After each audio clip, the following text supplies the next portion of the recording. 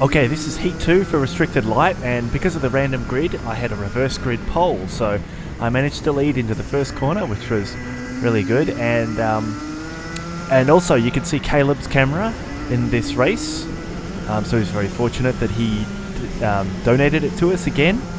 So again, it's amazing we have these races that kind of link together. So I have no idea what to expect in this race because, as I said, I don't know the races in this class that well. So I was just randomly picked to start pole. So I don't know what my speed is in comparison to the rest of the group. But I can tell you from afterwards that this guy, 94, I think his name's Corey McFarlane. So I think that Corey is probably the pace setter. So let's see how he goes. So there we go. So first lap, he's up the inside. I didn't fight it that hard. I was just thinking, okay, well, let's see how quick he is and see if we can stay with him. But considering he's the pace setter, I didn't really expect that I'd be able to stay with him. Also because we ran two classes, we actually had to run this class a little bit overweight.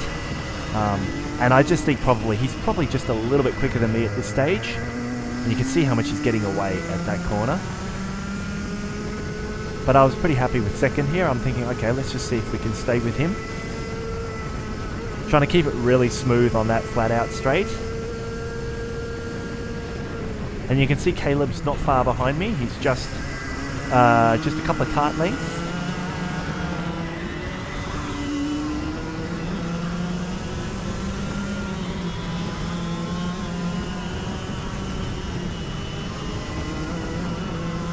Yeah, it's very bumpy through all these sections. I noticed coming out of this corner, I was a little bit slow coming out of there.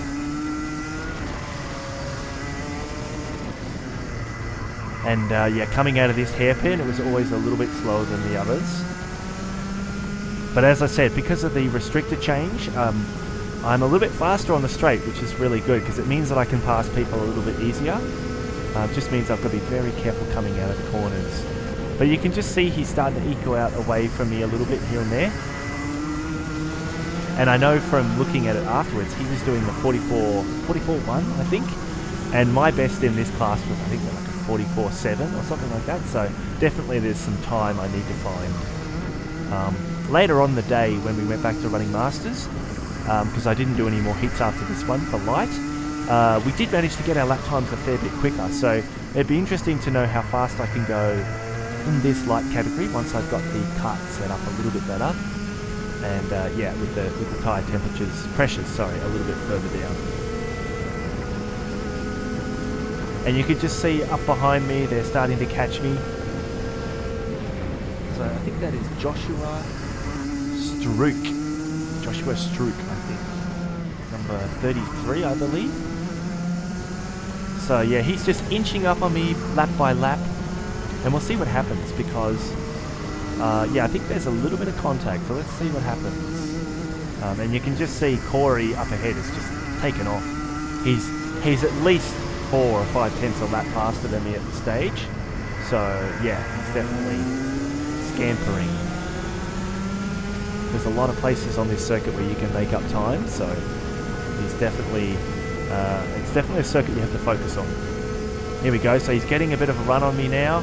And what happens? Oh, he didn't quite make it into the first corner that time.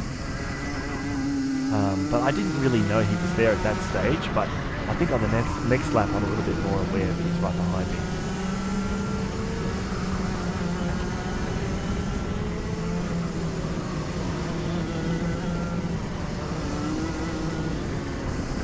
Yeah, coming out of that, going up the hill there a little bit, I feel like I'm losing a little bit of time with the leaders there.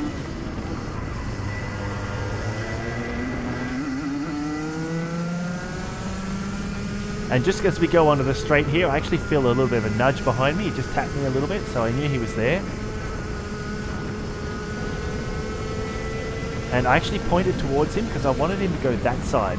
And then unfortunately, he gave me a bit of a bump. And that's 27, who was Caleb, who managed to get through actually. So you can see that on the other footage, that he passed me. So yeah, it was a bit unfortunate because I was actually hoping to drive around the outside and maybe keep the position, even though I pointed for him to go to the right. But because he bumped me a little bit, it meant that Caleb got through as well. But anyway, it's fine. And actually, Joshua actually came up to me after the race in the weigh room and actually apologised and said, "I'm sorry, I didn't mean to bump you out," because I did give him space. But unfortunately, when someone bumps you, it does, it makes you lose a bit of momentum. So that was very, very nice of him to do that.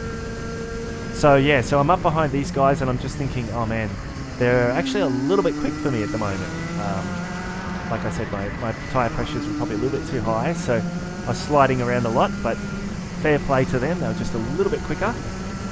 But I'm just trying my best to stay with them. And I knew that there was somebody else up behind me, but I couldn't really see who or how close they were. And there we go, up the inside he went, and I actually lost my momentum there, because with the Rotax, if you let the reds drop and you slide a bit, it does tend to cut off a bit. Anyway, so the guy behind me, you can see, is just like right up my backside, but I managed to pass the line before he gets me. So I actually got 5th. I'm sure if things had gone my way a little bit more, I could have possibly finished a bit higher, but I was pretty happy with 5th for my first race at the front at Restricted Light.